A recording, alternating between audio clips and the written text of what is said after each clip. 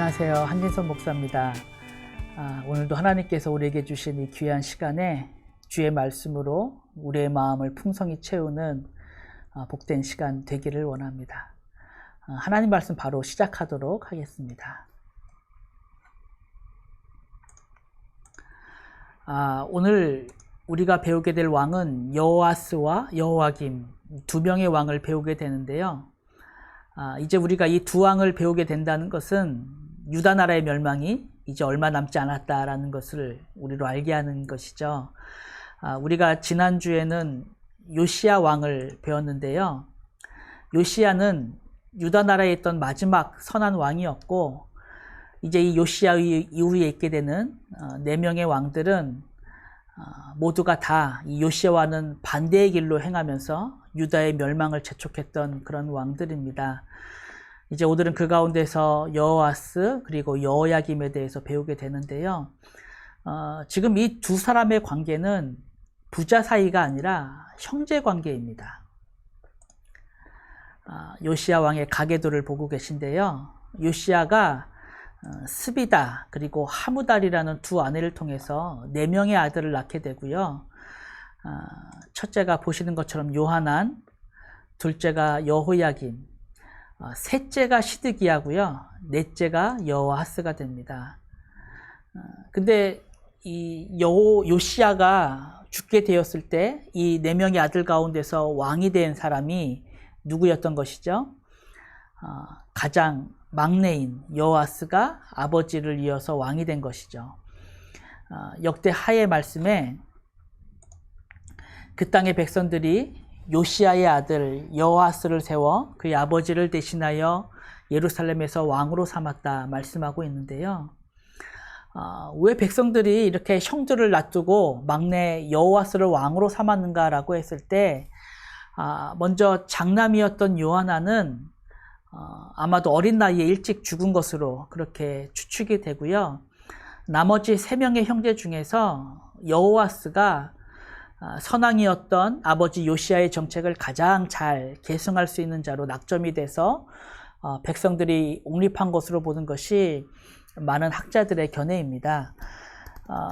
이와 관련해서 우리가 요시야의 죽음을 잠시 생각을 해보면 요시야가 애굽과의 전쟁에 나갔다가 죽게 되었거든요.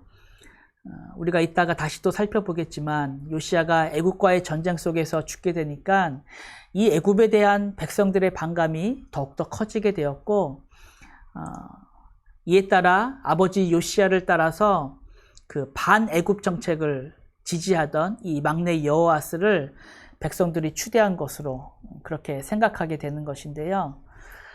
제가 지금 말씀드린 이 내용을 조금 더 뒷받침할 만한 그런 내용이 애굽의 왕 바로 느고가 이렇게 세워진 여호아스를 폐위한 그 일을 우리가 생각할 수가 있습니다. 참고로 여호아스의 또 다른 이름은 살룸인데요. 이 이름이 예레미야서에 나옵니다. 예레미야서에 여호아스의 또 다른 이름으로 살룸이 나오는데요. 앞서 제가 말씀드린 내용을 잠시 설명해 드리겠습니다. 이집트의 바로 느고가 바벨론과 맞서기 위해서 아수르와 연합을 해서 갈그미스라는 곳으로 올라가게 됩니다. 그러자 이제 요시야가 자국의 영토를 지나는 이 애굽의 군대를 저지하기 위해서 무깃도라는 곳으로 올라가서 애굽 군대와 전투를 벌이게 되는데요. 하지만 이 전투에서 유다는 패하게 되고 요시야도 이 전투에서 죽게 됩니다. 그러자 이제 유다를 격퇴시킨 바로 느고가 갈그미스로 올라가게 되고요.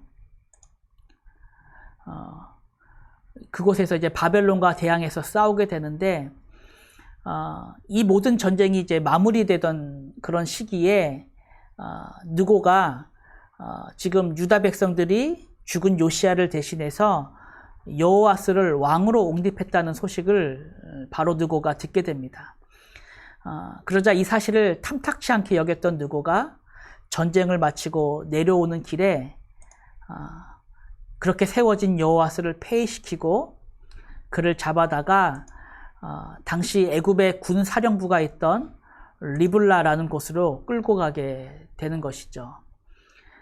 그리고 나서는 그렇게 폐위된 여호와스를 대신해서 여호야김을 이제 유다의 새로운 왕으로 세우게 된 것인데요.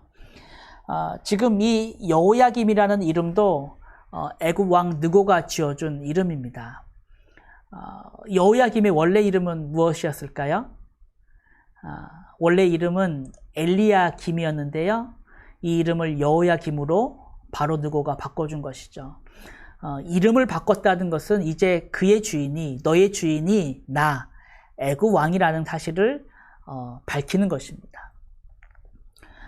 그렇게 유다 백성들에 의해서 옹립된 이 여호와스가 마음에 들지 않은 바로 느고가 자신의 뜻을 잘 받들어 섬길 수 있는 왕을 세워서 유다를 다스리게 했던 것이죠.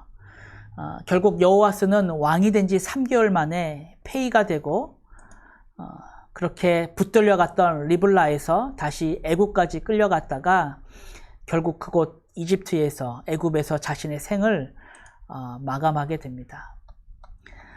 지금 이 일은 이미 선지자 예레미야를 통해서 예언이 되었던 그런 일인데요. 예레미야서 22장에 보면 너희는 죽은 자를 위하여 울지 말며 그를 위하여 애통하지 말고 잡혀간 자를 위하여 슬피 울라. 그는 다시 돌아와 그 고국을 보지 못할 것임이라. 이렇게 말씀하신 후에 이 잡혀간 자가 누구인지를 말씀하고 있는데요. 여호와께서 유다 왕 요시야의 아들 곧 그의 아버지 요시야를 이어 왕이 되었다가 이곳에서 나간 살룸, 아까 살룸이 여호와스의 또 다른 이름이라 그랬죠.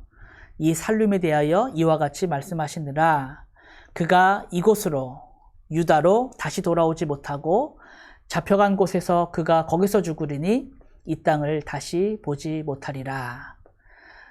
그렇게 예레미야를 통해서 말씀하신 이 예언의 말씀이 그대로 이루어지게 된 것입니다. 성경은 이처럼 짧았던 여호와스의 생에 대해서 그가 조상들의 모든 행위대로 여호와 보시기에 악을 행하였다라고 말씀을 하고 있습니다.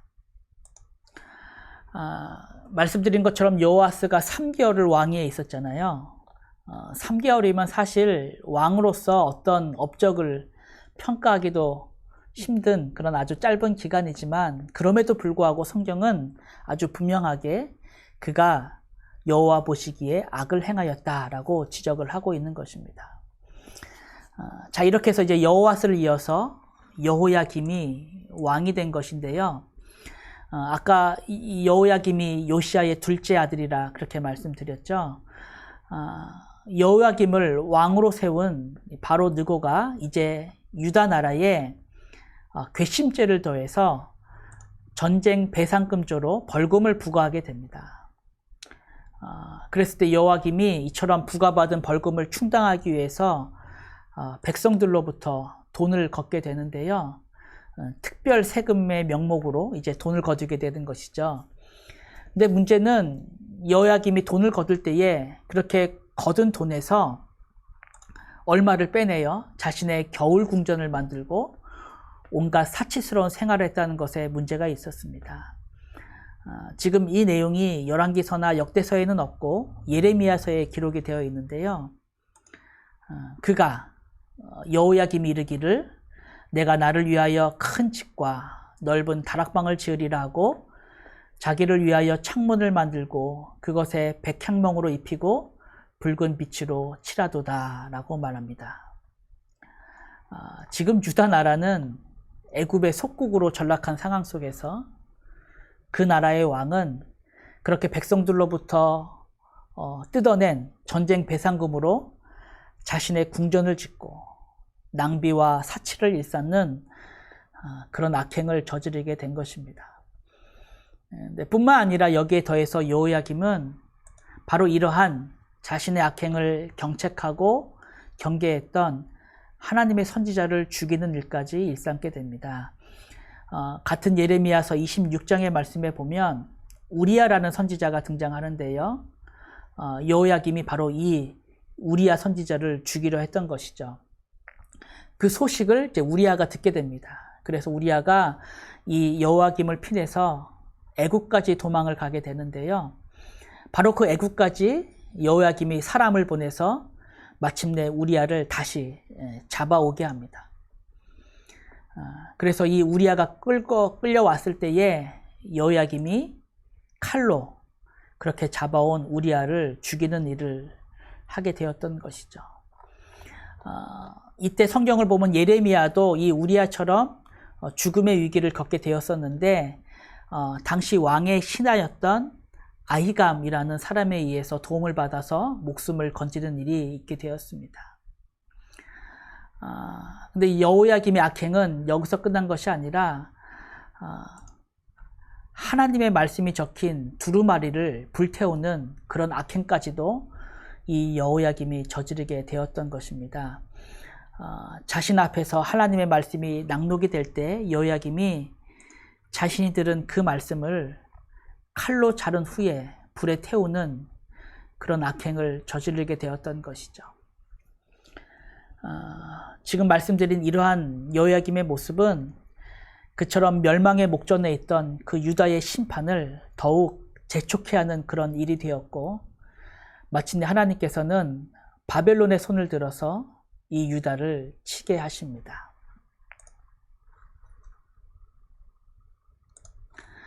BC 605년 여호야김 제4년째 되던 해에 바벨론의 느부갓네살 왕이 유다를 침공하게 됩니다. 이것은 그 유명한 갈그미스 전투와 연관이 되는 내용인데요. 갈그미스는 여기 유프라테스강 상류에 위치한 도성이었고요. 당시에 군사적으로나 교통에 있어서 매우 중요한 요충지였습니다. 바로 이 갈그미스에서 아수르의 남은 잔당들과 이집트의 대군이 함께 연합을 해서 당시에 신흥 강으로 급부상하고 있던 바벨론과 한판 붙게 된 것인데요. 실질적으로는 이집트와 바벨론의 싸움이 된 것입니다. 근데 이 갈그미스 전투에서 바벨론이 큰 승리를 거두게 되고, 이 전투에서 패배한 이집트는 이 이후로 그 세력이 크게 약화가 되게 됩니다. 그래서 이제 아람 지역으로부터 팔레스타인에 이르는 전 지역이 다 바벨론의 영향 아래 들어가게 되는데요. 바로 이 갈그미스의 전투의 결과가 이제 고스란히 유다 나라에 미치게 되었던 것입니다. 앞서 여호야김을 왕으로 세우고 유다 나라에 대한 지배권을 행사하던 애굽이 이 갈그미스 전투의 패배로 말미암아 유다 나라에 대한 지배력을 상실하게 되고, 이제는 바벨론이 명실상부 유다를 포함한 당시 온 근동 지역의 패권 국가로서 우뚝 서게 되었던 것이죠. 이 바벨론의 느부갓네살 왕, 정확히는 느부갓네살 2세인데요. 이 느부갓네살의 군대가 갈그미스 전투에서 승리한 이후에 유다로 내려와서는 예루살렘을 포위하고 백성들을 포로로 사로잡아가게 됩니다. 드디어 1차 바벨론 포로 사건이 있게 된 것이죠. 잘 아시는 것처럼 이때 다니엘과 세 친구들도 함께 끌려가게 되는데요. 이렇게 많은 유대 사람들이 바벨론으로 끌려가게 되고, 이제 느부갓네살 왕은 여호야김으로부터 충성 맹세를 받은 후에 바벨론으로 돌아가게 됩니다. 그리고 바로 이 시점을 전후로 해서 하나님께서는 선지자 예레미야를 통해 유다의 70년 바벨론 포로 생활을 예언하게 되는데요. 지금 이 70년에 대한 예언은 그렇게 유다 나라를 향한 하나님의 심판이면서, 또한 동시에 더 이상 유다 백성들이 바벨론에 대항함으로 더 큰 비극을 초래하지 않게 하시려는 하나님의 은혜의 메시지이기도 했습니다. 하지만 이 메시지 앞에 왕과 백성 그 누구도 귀를 기울이지 않았던 것이죠. 결국 여호야김이 바벨론의 침략 이후에 3년 동안 느부갓네살 왕을 섬기다가 3년이 지나자 바벨론 왕을 배반하고 애굽에 붙게 되는 그런 일이 있게 됩니다. 그렇게 갈그미스 전투의 패배 이후에 조금씩 국력을 회복하고 있던 그 애굽에게 여호야김이 구원의 손길을 뻗치게 된 것인데요. 여호야김이 바벨론과 이 애굽 두 강대국 사이에서 끊임없이 저울질하면서 갈팡질팡하다가 끝내 바벨론을 배신하고 애굽을 의지하게 된 것입니다. 하지만 이 일의 결과는 너무나 참혹했습니다. 느부갓네살 왕이 이 여호야김의 배반 소식을 전해 듣고는 갈대아인들과 아람과 모압과 암몬의 부대를 유다로 보내서 그들을 치게 합니다.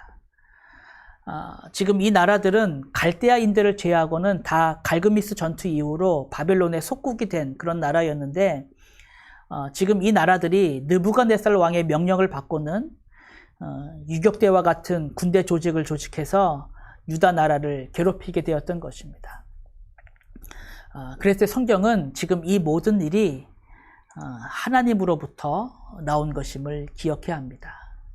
여호와께서 이 나라들을 여호야김에게로 보내 그들을 멸하게 하셨던 것입니다. 그저 세상 나라의 역사로 볼 때는 바벨론 왕이 자신의 지배 아래 있던 나라들을 움직여서 유다를 혼내준 그런 역사였지만, 과연 이 모든 일 속에 하나님의 거룩하신 뜻과 섭리가 있었다는 것을 우리로 기억하게 하시는 것이죠. 이렇게 해서 이 여러 나라들이 유다를 괴롭히게 되었을 때 이 일은 이후로 5년 동안이나 유다 나라에 이어지게 됩니다. 5년 동안 쉼 없이 이런 나라들의 게릴라 공격을 유다가 받게 되고, 참으로 유다 나라가 점점점 피폐하게 되게 된 것이죠. 그리고 그러는 동안에 이제 여호야김도 죽음을 맞게 되는데요. 열왕기서에 보면 여호야김이 그의 조상들과 함께 잠에 그의 아들 여호야긴이 대신하여 왕이 되었다 말씀하고 있습니다. 그래서 지금 이 말씀만 보면 여호야김의 죽음이 여느 왕들과 같이 그렇게 평범하게 죽게 된 것처럼 보일 수 있지만, 실상은 그렇지가 않았습니다. 예레미야서에 보면 여호야김의 죽음이 이미 예언이 되어 있는데요. 지금 보시는 말씀처럼, 그러므로 여호와께서 유다의 왕 요시야의 아들 여호야김에 대하여 이와 같이 말씀하시니라. 무리가 그를 위하여 슬프다 내 형제여, 슬프다 내 자매여 하며 통곡하지 아니할 것이며, 그를 위하여 슬프다 주여 슬프다 그 영광이여 하며 통곡하지도 아니할 것이라. 그가 여호야김이 끌려 예루살렘 문 밖에 던져지고 나귀같이 매장함을 당하리라, 그렇게 말씀하셨습니다. 지금 이 예언의 말씀은 하나님께서 여호야김의 죄를 드러내실 때 하셨던 예언의 말씀인데요. 바로 이 예언을 통해서 우리는 여호야김의 죽음이 결코 평탄하지 못하고 도리어 큰 수치와 모욕 가운데 죽게 되었다는 것을 알게 되는 것입니다. 이렇게 해서 오늘의 내용은 다 이제 마쳐지게 되는데요. 오늘 우리가 살펴보게 된 이 여호야김 시대를 시작으로 해서 하나님께서는 이제 우리에게 성경을 통해 두 개의 무대를 보여주십니다. 두 개의 무대를 보여주시는데, 하나의 무대는 그렇게 바벨론에 의해서 점점 무너져 내려가게 되는 유다 나라를 보여주시고, 또 다른 무대에서는 바벨론에 끌려가게 된 그 유다 백성들이 그곳에서 키워져 가게 되는 그 바벨론의 땅을 우리에게 보여주시게 됩니다. 하나님께서는 우리에게 이 두 개의 무대를 보여주심으로, 한편으로는 그렇게 하나님의 언약을 저버리고 떠난 그 백성에 대한 하나님의 심판을 알게 하실 뿐만 아니라, 또 다른 한편에서는 그렇게 포로가 되어서 끌려온 땅에서도 변함없이 긍휼과 은혜를 베푸셔서 그 남은 자들을 보호하시고 돌보시는 그 하나님의 그 크신 은혜를 또한 알게 하시는 것입니다. 무엇보다 그 바벨론 땅에서도 계속적으로 당신의 종들, 선지자들을 통해서 심판과 예언의 메시지를 전하심으로 이 세상 모든 제국의 흥망성쇠가 다 하나님의 거룩하신 뜻과 계획 안에 있다는 것을 그 포로된 곳에서도 자신의 백성들로 하여금 기억해 하시며 또한 깨닫게 하셨던 것입니다. 하나님께서는 이미 예레미야를 통해서 바벨론에 대한 심판을 예언하셨습니다. 바벨론이 열국을 삼키게 될 것이나 그 역시도 망하게 될 것이다 말씀하십니다. 지금 이 예언이 그렇게 여호야김 시대, 그렇게 바벨론이라는 나라가 대제국으로서 큰 위용을 뽐내기 시작한 바로 그때에 하나님께서는 예레미야를 통해서 이미 그 나라의 멸망을 보여주셨던 것입니다. 결국 바벨론이라는 것은 그 자체로 심이 아니요 하나님의 거룩하신 뜻을 이루는 도구라는 것을 우리로 알게 하시는 것입니다. 하나님께서 꿈을 통해서 그 바벨론의 느부갓네살 왕에게 보여주셨던 환상처럼 이후로도 이 세상에는 바벨론과 같은 수많은 대제국들이 서게 될 것이지만 진정 이 모든 일의 마지막에는 이처럼 돌이 산에서 내려와 그 모든 나라들을 심판하는 그런 일이 있을 것이라는 것을 우리에게 보여주시는 것이죠. 그처럼 이 세상 나라는 모두 다 무너질 것이지만 오직 하나님의 나라는 영영이 굳게 설 것이며 그리스도께서 왕으로 계신 그 나라는 영원토록 참되고 변함없을 것이라는 것을 우리로 다시금 기억해야 하시는 것입니다. 이 여러 왕들의 시대에 하늘의 하나님이 한 나라를 세우시리니 이것은 영원히 망하지도 아니할 것이요 그 국권이 다른 백성들에게로 돌아가지 아니할 것이요 도리어 이 모든 나라를 쳐서 멸망시키고 영원히 설 것이라. 바로 이 나라가 오늘도 저와 여러분들이 당하는 모든 일 가운데 우리가 믿음으로 바라봐야 할 참된 하나님의 나라고, 그렇게 다윗의 등불 대신 그리스도를 통해 저와 여러분들 안에 허락하신 그 은혜의 나라인 것입니다. 바로 이 믿음 안에서 그렇게 자신이 멸망하는 조국을 보면서 애통해하던 예레미야는 힘을 얻게 되었고, 또 포로로 끌려간 그 땅 바벨론에서 다니엘이 힘을 얻었던 것처럼 우리도 바로 이 믿음 안에서 힘을 얻으며 위로를 얻고 우리 삶에 있는 그 모든 일 가운데 승리하며 살아가는 그 복된 은혜가 있게 되기를 바라는 것입니다. 우리 함께 기도하도록 하겠습니다. 하나님 아버지, 우리의 믿음의 눈을 들어 이 땅을 운행하시며 모든 것을 하나님의 거룩하신 뜻 안에서 이루시고 섭리하시는 그 주님의 손길을 바라볼 수 있도록 하나님 은혜를 베풀어 주시옵소서.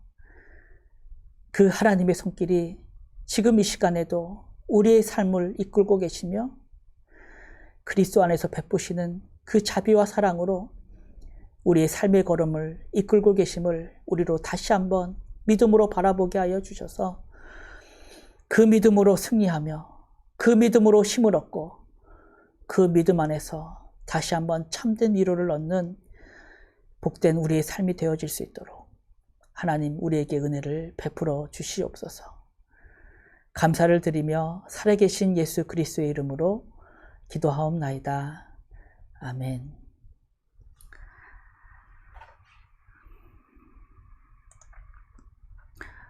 네, 감사합니다. 오늘은 광고가 하나 있는데요. 다윗의 등불 공부가 이제 다음 주면 끝나게 됩니다. 오늘이 2일이죠. 다음 주 9일이면 이제 다윗의 등불 마지막 강의가 있게 되고요. 그 다음 주 16일에 유튜브 라이브 스트리밍을 통해서 성도님들과 함께 소통하는 시간을 가지려고 합니다. 지금까지는 이제 일방적으로 여러분들이 강의를 들었지만 그날에는 실시간 라이브로 저와 한성윤 목사님이 성도님들과 채팅을 통해서 소통하면서 그동안 강의를 들으시면서 궁금하셨던 점들, 의심이 나셨던 점들, 의문이 있었던 점들을 좀 채팅을 통해서 같이 소통하고 들으려고 합니다. 또 성도님들과 함께 나누고 싶은 내용들도 그 시간을 통해서 함께 나누려고 하고요. 그래서 이 시간에 성도님들의 적극적인 참여가 그 어느 때보다도 필요합니다. 여러분들 그 시간에 많이 참여해 주시고요.